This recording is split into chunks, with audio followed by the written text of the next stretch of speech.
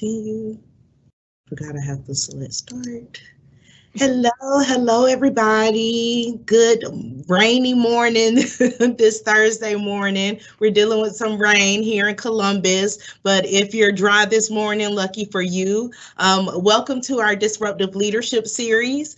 Today, we are discussing creativity and its connection to our personal growth. My name is Brianna Jones, and I am the Assistant Director here at the Leadership Institute. And thank you again for spending some of your morning with us this morning.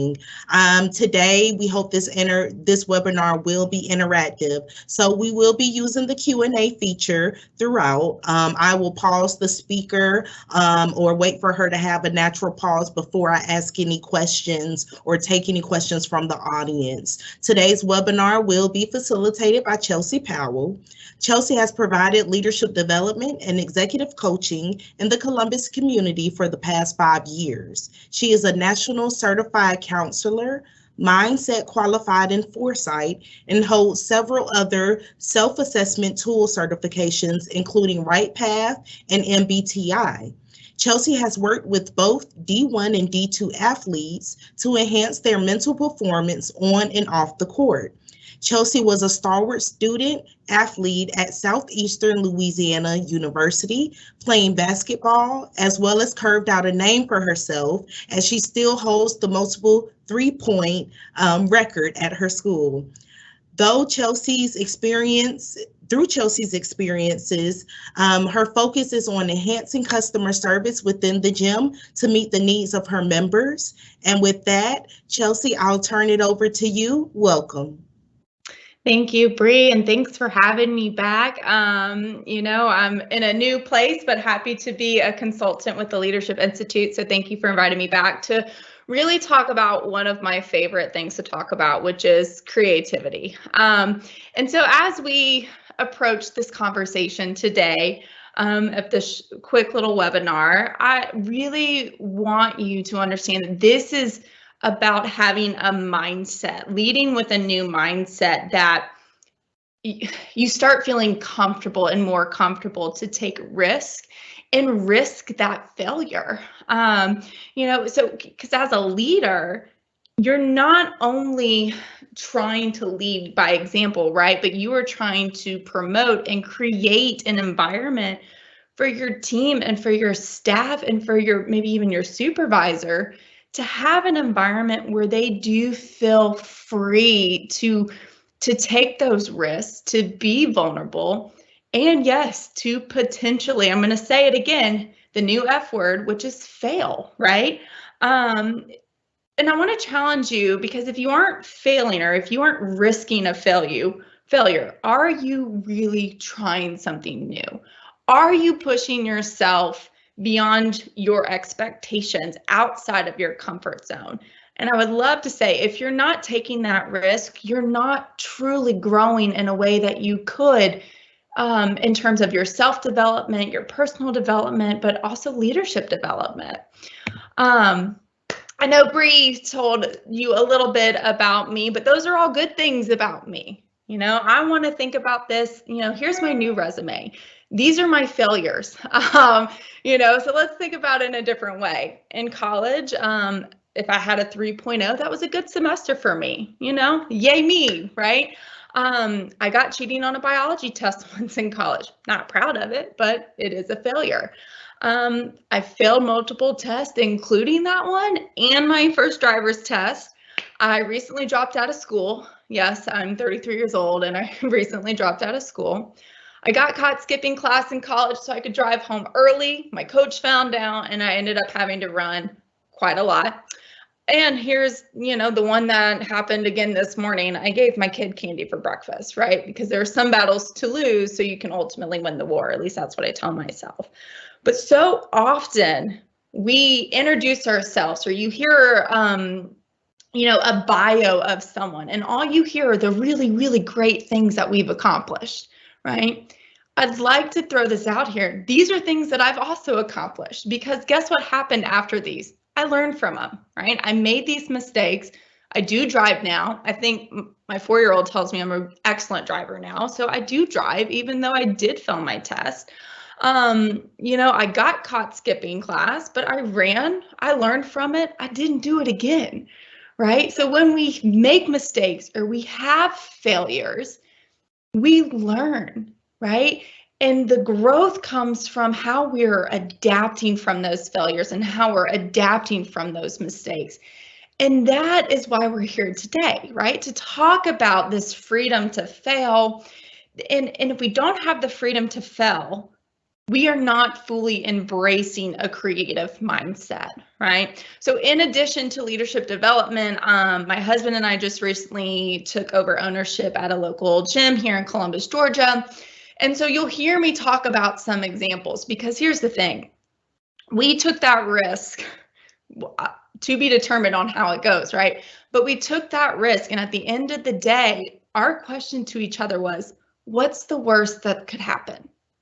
We talked about it and we've prepared for that, right? So challenge yourselves today. I hope you think of, kind of a new way of thinking, a new mindset, but also have some tools in your toolbox where you can really embrace and create a culture and cultivate that creativity within yourself, but also within your teams.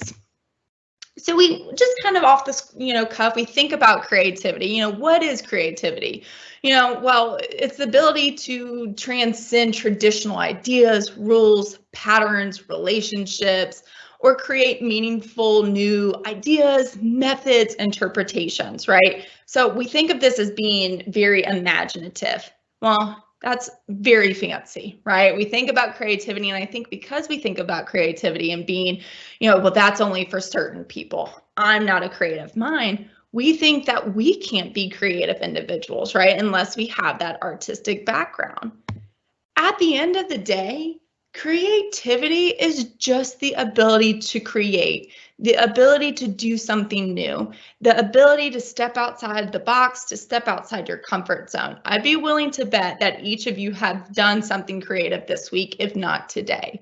Remember that it's the ability to create or try something new, right? Or think of something new.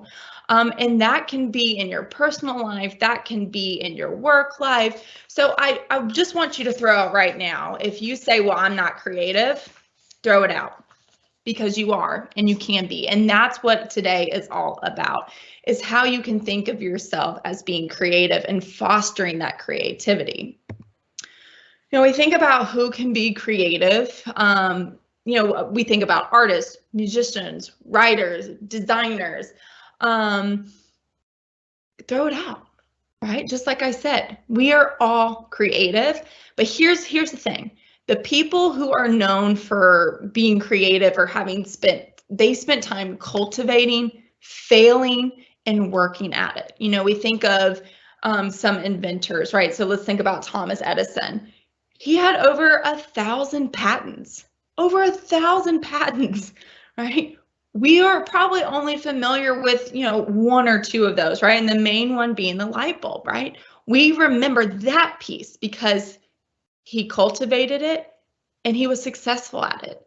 But think about all those other patents that we had no idea he had, right? Because he spent time cultivating it, but he probably failed at a lot of those, right?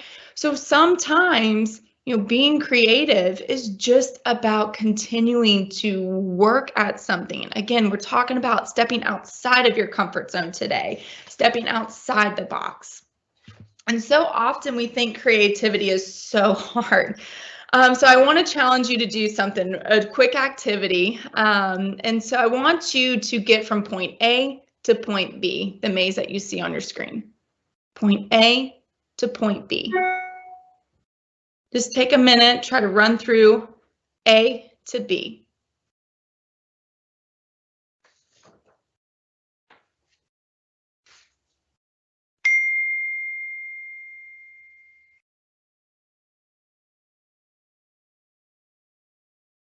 All right. I hope everyone was able to get to point A to point B. Here's probably what most of you did, right? You got to point A to point B, but you went through the maze, right? Creativity, why does it have to be so hard? Well, I only told you to get from point A to point B. Most of you probably did this because that's what we've been told to do.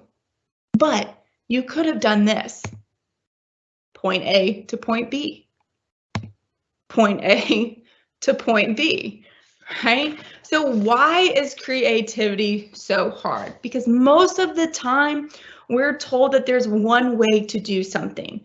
But as you can see per this maze, sometimes, again, you just have to think outside the box, go above what someone's asking you, and figure out, just because this is how it's been done before, just because typically when I tell someone to go from point A to point B and you go through the maze because that's what you've done before, it doesn't mean that's what you have to continue to do, right?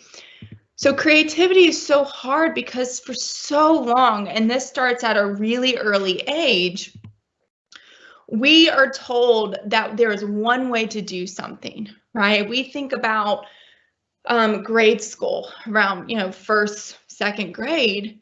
We start taking tests and we're evaluated on those answers, and we're told that there's one way to do something, and we're graded on that, and we're told that failing is bad, right? I remember my first test I failed in third grade. I know I failed a lot of tests. It's fine, but I remember the first test I failed in third grade, and I got the test back and I slid over. I was so embarrassed. I turned over my sheet of paper. I didn't want anyone to see my grade because I had failed, right? So there's that feeling of shame. There's that feeling of, embarrassment. Also feeling that I'm dumb, right? I didn't pass. Other people around me have passed, but we're so conditioned at an early age that we either pass or fail, and failing is bad. So now we're having to think about things in a new way and saying, you know what, failure is not all that bad. When we fail at something, hopefully you reevaluate and you learn from that and you don't make that mistake again, right? That is why failure is great, is because you're trying something new. So think back on a time when you failed a test. How did you feel, right? Or a most recent failure that maybe you had.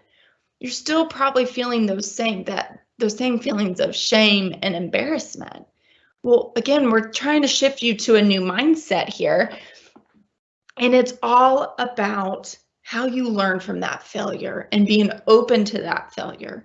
But in leadership, if you're leading a team, the true challenge is, how do you make sure that you are cultivating that creativity in that culture within your team so your employees know that it's okay to fail, and that if they fail, you'll be there as a leader. You'll be there as a leader to help pick them up, right? And say, hey, it's okay. What worked and what didn't work, right?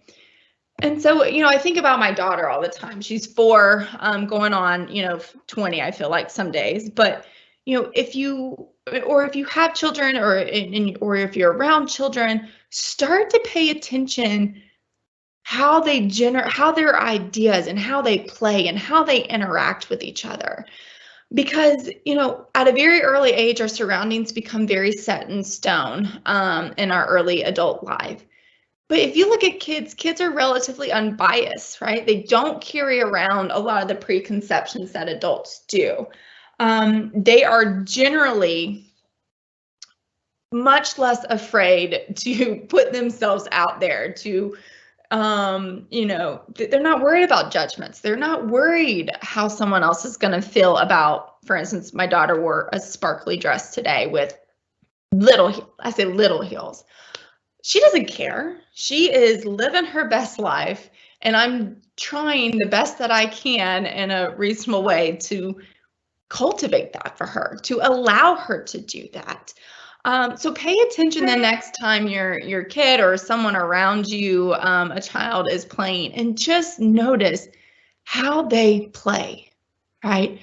So really what I'm asking you to do is start thinking about you and yourself as a child, and how you took risk, how you generated ideas, how you did imaginative play without caring what anyone else thought, right? That is kind of the mindset that we need to get back to. And so there was an experiment done, just to go a little bit more in depth here. There was an experiment done. If you haven't heard of the Marshmallow Challenge, it is an excellent challenge that it's pretty popular with team building and to generate teamwork. And the object of the game or challenge is to take uncooked spaghetti and marshmallows, and you have to build the tallest freestanding structure from the spaghetti and the marshmallows. Well, in this study, there were two different teams. There was a kindergarten class and there was a graduate school business students. And they were challenged up against each other to build the tallest freestanding structure. What they found was when this was done, I think it was out of 5 times, every single time the kindergarten class up against some very intelligent graduate business school, so MBA students, the kindergartner's tower was higher every single time. Why is that? Right? Well, you start thinking about it and think about what I just told you. It's because they're less embarrassed by their ideas. They don't really care what other people think of them at this early age. And so what they started seeing was that the kindergarten class, when told to do it, they jumped right in, throwing out ideas, working together. If something didn't work, they fixed it. They just really went after it. What they saw with the business students was everyone was very timid to take charge. Everyone was very timid to throw an idea out there because, again, there's that, what if they think my idea is dumb, right? What if they don't like my idea? And even thinking about the times when I've been asked to do team building or work on a team, I used to approach it in a way, and I still do from time to time, depending on the environment that I'm in. I approach it in a way where I am reserved. I'm hesitant.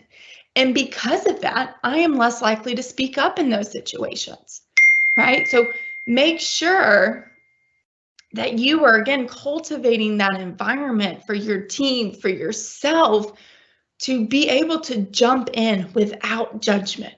There it is, without judgment. If you strip away the judgment, the biases, if you strip away the opinions, right, whether something is good or bad or will work or won't work, then you're creating that environment where people will feel more freer, more vulnerable, more open to throwing an idea out and it not working, right, or failing. So keep thinking about that as we move forward. So, the challenge is getting outside of our own box of stress, judgment, fear, and failures, but making sure we're not doing that to others, right? Making sure that when our team member says an idea or throws a new idea out there, we reward that and not judge it. Right. And Chelsea, I think this is a perfect place to pause you because I have a question and, I think that I can relate to this question more than anybody who's probably on this call, but being such, you're adult, all of that child play and childlike creativity, it's not in you. It's hard for you to kind of, bring those feelings back up. So what is something I could realistically do as an adult to get back to that childlike creativity that I once had? Yeah, I mean, because it's hard, right? I mean, we haven't done it for how many years, and if you try, it's like it's going to feel uncomfortable. It's going to feel awkward. But the best thing that you can do, and I think this is great, and I would love to see how your team would react to this, is your next staff meeting or your next meeting where you're trying to talk about something, bring in some child play items. So Play-Doh, Legos, pipe cleaners. Start and just lay them out, right? And allow people to move with their hands, right? Allow people to play as they're thinking. And that's really going to help relax people, hopefully start generating ideas and creating that environment that says, if I walk into a meeting and I have Play-Doh in front of me, and you tell me just play with it, create something, whatever you want to do while we're going through this meeting, I'm going to feel a little bit more relaxed, right? So that's one way, is just start generating and bringing that stuff back into your meetings, right? What's the worst that can happen, right? Maybe they don't play with it, but I think that's a really easy way, especially if you're thinking about how to incorporate, this into an everyday work setting, is just add some small elements just like that, and let's just see what happens. Does that help, Bree? Yes, that helps a lot, and I think that's a perfect example. Bring in some of those childlike resources that Right. kind of generates those ideas. I mean, even if it's just starting off with bringing those things into your office, and as people come in, they'll just start picking those things up, and start fidgeting with those. So great response, Chelsea. Yeah, I think another thing too, team building is great. Retreats are great. You need to have fun with your team. If that is scheduling a team building session with the Leadership Institute, what that does is it helps stimulate, one, this safety within each other, that trust. And that's really what you need to really start cultivating and having this understanding and feeling like it's free for you to try new things. It really starts there with the trust. So I think some team building activities that y'all can reach out to the Leadership Institute would really help benefit that as well. Another great thing that you could do, and this isn't necessarily, childlike, but there is, if you haven't heard of Divergent thinking and Convergent thinking, I went to a creative problem solving institute probably about 3 years ago. And this was the best piece of, I guess, tool for my toolbox that I could have in terms of trying to be more of a creative mind, because I think a lot of you, again, go back to that, well, I'm not an artist, I'm not a musician, I'm not creative, but we can still have creative thinking. And so I want to talk to you about divergent thinking, and this can really help you get into a mindset. So again, if you're, trying to think of something new or brainstorm a problem or just think of new ideas that you can do in your work environment, or new projects that you could do, or new ways to market,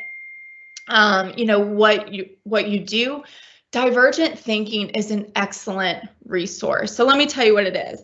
So divergent thinking is very spontaneous. It's very free flowing, and it's all about just generating ideas. And again, remember, safety and feeling that trust where you can throw out these ideas without judgment is number one. So if you go into a divergent or brainstorming session with your team and you are strictly there to do divergent thinking, you are only there to generate as many solutions as possible. Doesn't matter if they're going to work or not work, because the more ideas you have, the more ideas you have to work from, right? So most ideas do come when you're not alone. So having a brainstorming session where you're utilizing divergent thinking would be very, very helpful. Like I said, if you were trying to fix a problem, if there's one problem that you have and you're like, well, how do we move forward with this? Have a divergent thinking brainstorming session, right? If you're thinking about new ways to market your product or your company, bring people together to have this thinking.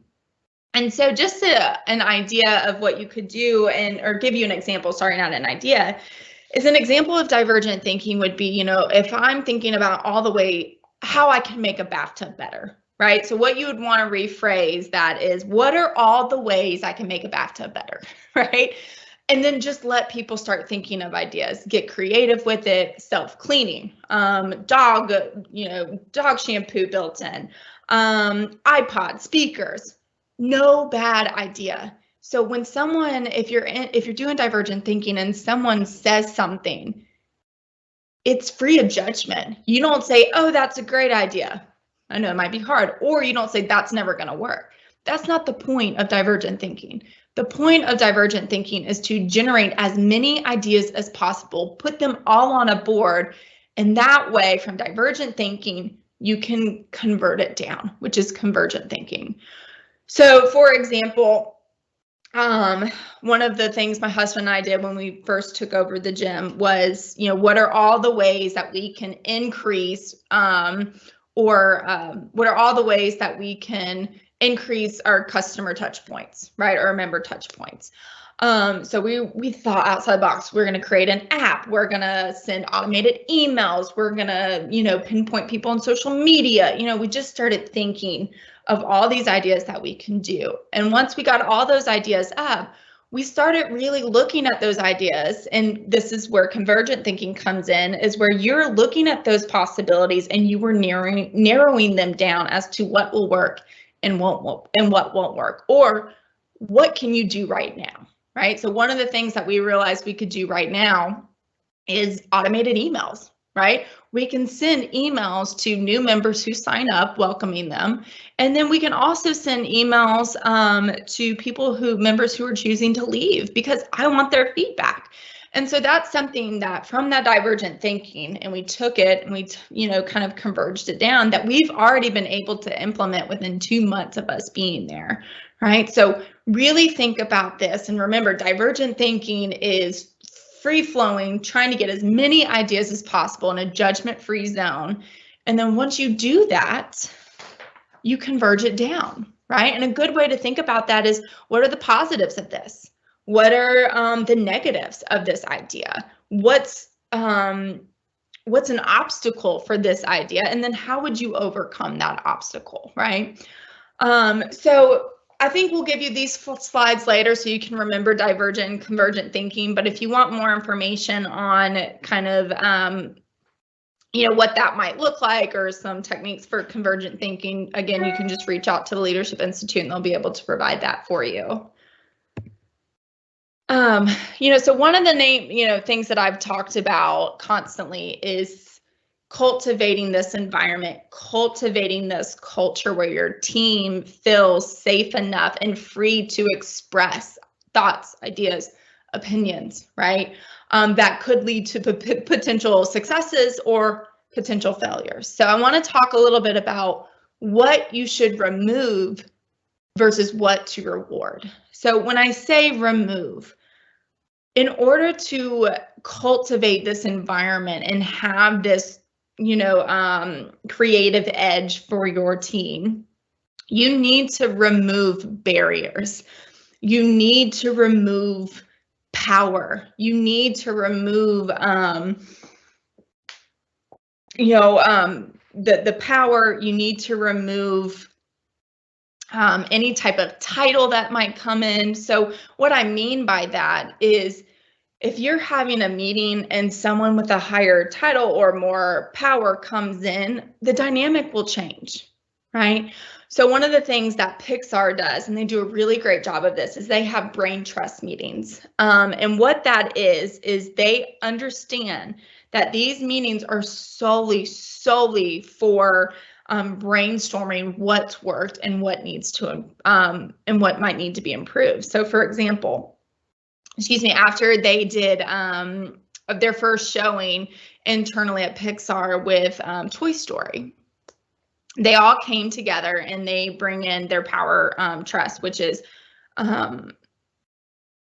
executive directors, artists who work to actually create the characters, producers, musicians who write music for the music. They bring in people from all variations of jobs and titles to come sit in this room. And what they understand is they remove the authority, they remove the power. It doesn't exist in that room. But what they're there to do is, again, have a very similar divergent thinking session where it's, what can we do to make this better, right? And what's working well. So having those brain trusts put in place where everyone knows that once you enter this room, title is removed, authority is removed, that power is removed. You're helping eliminate those barriers for that moment in time where everyone, again, can feel that freedom to express, free of judgment. What you should reward, this is my favorite thing, right? Reward risk-taking. Reward somebody trying something new. Reward someone coming to you and asking if they can do something new. and reward them if and when they make a mistake.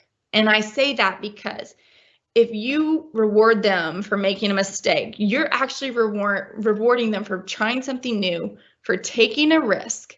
And if you reward them in that situation, you're telling them you have their back. And so what you're doing is reinforcing that behavior, right? You're reinforcing them to try to think outside the box, take risks that can ultimately reward you, your team, and your company, right? I think in COVID, we realized that there are a lot of things that we can do better, and there are a lot of things that we can do differently. Still encourage that exploration. The biggest thing that you can do at the end of the day is if an employee comes to you, and I did this very recently with a personal trainer at our gym. She came to me and she said, Chelsea, I'd really like to try this. And I said, go for it. You have my full support. And she said, well, what if it doesn't work? I said, then we'll figure out something else. We'll learn from it. We will move forward and we'll change it and adapt as needed. I said, but you have my full support. Let's try it. That is how you cultivate creativity on your team, right? That is how you encourage your employees, your team, and maybe even your organization to continue to take risk and feel that freedom to fail. Because if they fail, and when they fail, because they probably will at some point in time, you're there to support them and you're there together. So the conversation is in that failure, maybe you say, what worked for us and what do we need to do better? That's called postmortem. So after any project, whether it worked or it didn't, you come together after that project and you say, what worked really well for us and what can we do better next time, right? That is the biggest thing you can do, is offer that support. So a couple things, just to keep you thinking as you continue, embrace your creative edge, is remember, bad ideas matter. Because if you're having bad ideas, you're thinking, you're cultivating, you're trying something new, you're thinking outside the box. Bad ideas matter. Remember Thomas Edison, right? Over 1,000 patents. Not all of them were probably good ideas, but we do remember the good ideas, and there was a good idea generated from that, right? Literally, it's like when you say you have a good idea, a light bulb comes off, right? So bad ideas matter. Have those divergent thinking sessions with your team. Have it with your family. And remember, when you do that, there's going to probably be a lot of bad ideas in there, a lot of ideas that are wild that probably would never work. But it's not your job to judge them in that time. Allow the bad ideas to come out. The more ideas you think of, the better chance you'll have of getting a good one as well. So for all the bad ideas, there will be probably a very good, raw, new idea within that, within those bad ideas, kind of living its best life in there. The next thing you can do is step away and do something else. This comes in those moments, everyone thinks of me, well, I get all my good ideas in the shower, or if I'm laying in bed at night. Well, that's because you've stepped away from what you've been doing. You've stepped away, you're in a very relaxing state, in the shower. I don't know about y'all. That's like my place. Don't bother me. That's where all of my ideas, I feel like, happen, right? The issue then becomes, I need to remember them, right? Or if you're laying in bed at night, this happened to me last night. I was laying in bed, I thought of something, and so I wouldn't forget it, I wrote it down on my phone, right? So if you're stuck and you not feeling creative, or you're not thinking about ideas, take a break from it or start another project. Being able to do that, sometimes your brain just needs to take a step back, right? And when you start focusing on something else, you'll start naturally thinking about those ideas because your brain's at a state of relaxation, right? And you're not stressed and trying to push for those ideas. Excuse me. The next thing you can do is find a way to laugh. I think this is why team building is really fun. I think this is why team building is really exciting for your team, is because what you're doing is you're laughing together. And if you can laugh together and not necessarily always take yourself so seriously, even in a team meeting, right? Find a way to laugh. It encourages each other, right? It encourages that playful, childlike sense, right? I think of my daughter, she's probably like the happiest kid on the earth, right? Well, that's generally a lot of children. They're happy, they're playful. Well, laughing allows you to get back into that mindset, and that refers back to that question earlier, Brie, that you asked is, figure out a way to laugh. Do something funny for your team, do something fun, have that interaction. The next thing that you can do is really prioritize teamwork. And I think I've talked a lot about this, with the brain trust example that I gave you, but allowing your team to work together to solve something is huge. So don't always think it relies on you to find the answer, right? Or to think of something new. For instance, if you are looking at processes and procedures and you're looking to redo those, don't necessarily put it all on you. Get your team's input on that. Maybe have a brainstorming session and utilize the divergent thinking. It can be fun. You use it with, you get some Post-it notes, some Sharpies, and you just allow those ideas to be written down and posted on a wall so you can see them. So it doesn't necessarily all fall on you. So if you're cultivating that environment with your team, that's allowing the risk taking, that's allowing people to, potentially make a mistake and fail, they're going to be more open and more responsive to trying something or telling you or voicing their opinion or voicing their concern. So you really prioritize your team. They bring a lot more to the table than just what they're doing in their everyday job. Another way to think about this too is, who are you inviting to your table? We all think differently. I know the Leadership Institute does a lot on cognitive diversity. We all think differently. Some of us think more social. Some of us are more analytical. Some of us are more structural. And then some of us are more conceptual. Well, bring everyone to the table, and then hopefully you are a better, more diverse team who, you have someone who's thinking analytical, who's going to look at the details, because I can't do that, or I don't do it well, right? So think about it in that way as well. And so as we wrap up here, just a couple of things to talk about is, really creating that culture of failure. Yes, the new F word, failure. Allow for the brainstorming, encourage it. Ask your team members to come in and join you in the brainstorming. I promise you, it also acts as a team building session, right? Maybe bring in the Play-Doh, maybe bring in the pipe cleaners, maybe bring in the Legos, and allow for them to have fun, right? Encourage novelty. And what I mean by that is encourage those new ideas, encourage something that maybe you haven't tried before. Encourage them to think outside the box, right? Not just a typical, well, I know I can implement this tomorrow. Encourage them to really go for crazy, wild ideas. Because again, the more bad ideas you have, the better your chances are of getting a good one. The next thing you can do is offer dailies, which is those daily kind of interactions, hey, for example, if I was working with Bree, hey, Bree, can you come help me brainstorm this, right?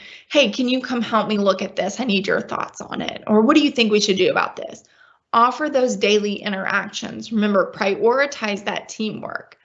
The next thing is do short experiments, which I mentioned, and, try something. If it doesn't work, have that post-mortem and evaluate what worked and what didn't work.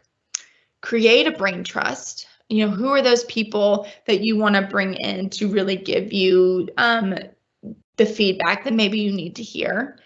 And then lastly, reward the risk when it's being taken, and encourage them to take that. And remember, the best thing you can do as a leader and to really create this culture of creativity is when they take that risk, or if they ask, you say, you have my support.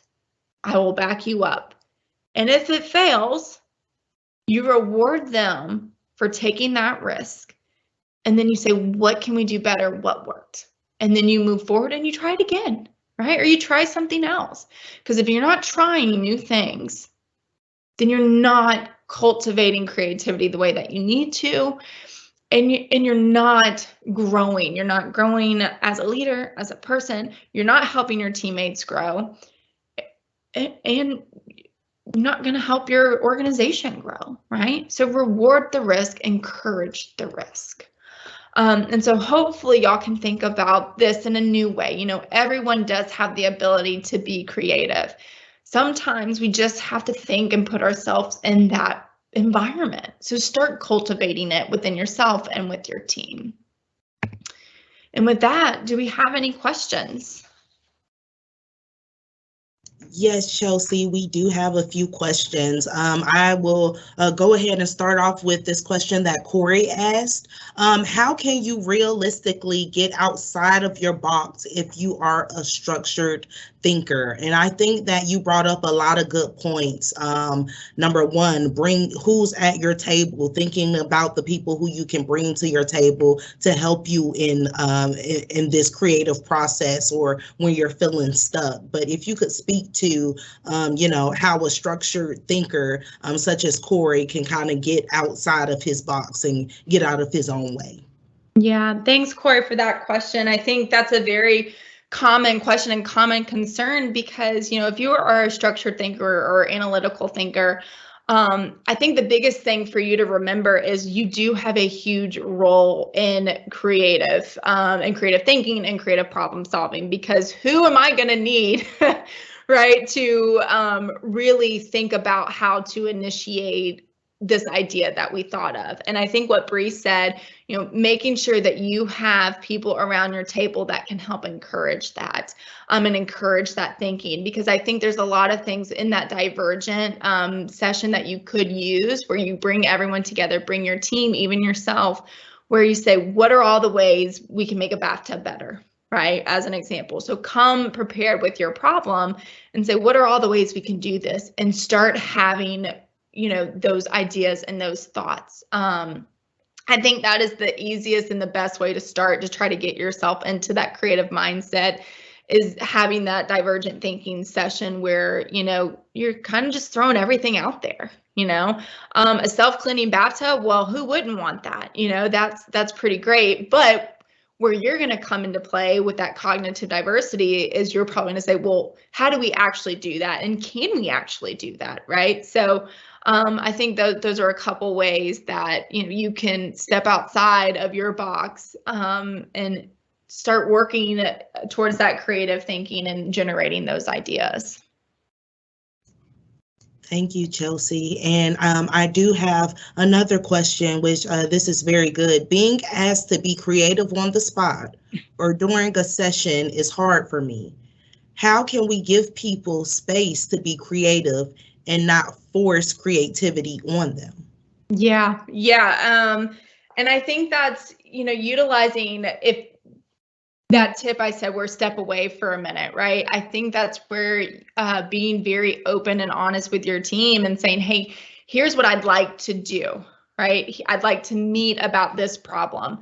Have that meeting. If they're not creative on that spot, I guarantee you they'll probably go home, still continue to think about it. So I think the biggest thing you can do, you can't force creativity, right? In the moment, asking people to be on the spot and be creative, you're like, whoa, that's a lot of pressure, right? But start the conversation, right? I'm not saying the brainstorming session needs to be one hour session and then you're done. So that's an excellent question, but that starts the conversation.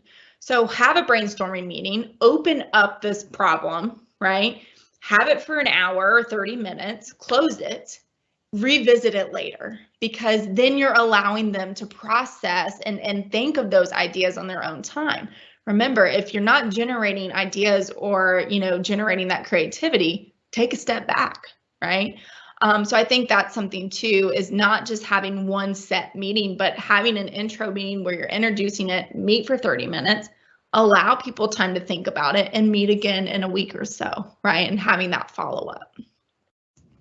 That's a great response, Chelsea. And I know for us, and I'm just speaking for all the Leadership Institute staff, we have those days where, we're just so heavily, involved in the forum and planning that. And then, it doesn't happen until we step away and go home for the night that we have these, aha moments or, oh, right before I was going to sleep tonight, I thought about us doing this. Why can't, this speaker go at this time instead of that? So you really do have those, those light bulb moments when you have the time to step away. And for some people, that's when they can best think. They have to be, introduced to the information first and then have some time to reflect on that. So I think that was a great response.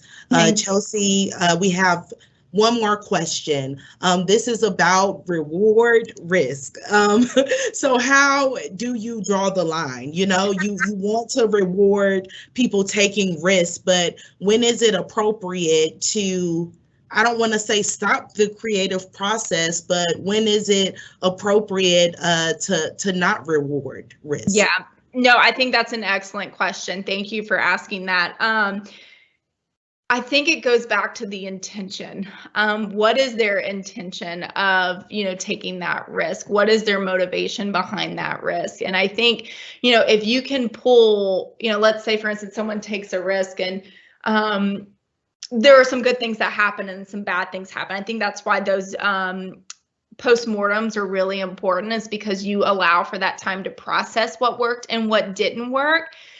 And I think the next time will be a true indication of maybe what their motive is. But, if you talk about and have that feedback with them of what worked, or that discussion of what worked, what didn't work, and you don't see anything changed from that conversation, I think then it lies another conversation, right? But I think going back to their motivation and the intention of the risk, I can have the best intentions possible of trying something new.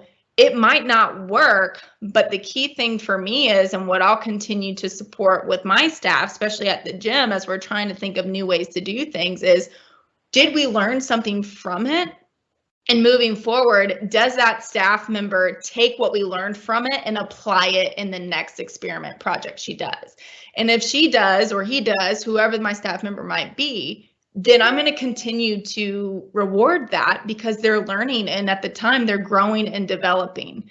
Now, if they stop and they're not, taking that post-mortem of what worked, what didn't work, and not making those adjustments, then I'm going to come in and have another conversation with them, right? Because yes, you do want to encourage risk-taking, but you want it to be productive, right? You want it to be productive for your team.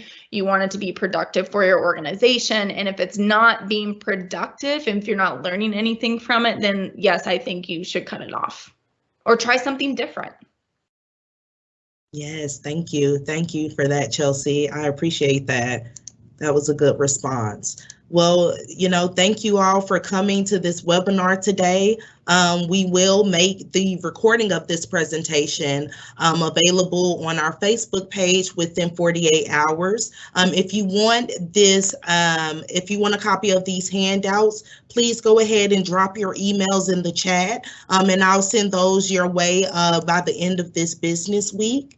If you want any information that was presented today to be sent your way, go ahead and drop that email address, as I said. Join us for our next webinar, which will be on Thursday, November the 18th. We're finishing off strong this year, so that will be our final webinar. So we hope that you join us. As you can see, the topic is going to be on flaws and all, leading with imperfection. So I think it's a perfect segue into to continue the conversation about creativity that we've had today. So on behalf of the Leadership Institute staff, thank you for your questions and interest and engagement today. If you have any topics for our 2022 Disruptive Leadership series, and any business disruptors that you've experienced, or stories about business disruptors that you want to share with leaders like yourself, please let us know and send that information to our way.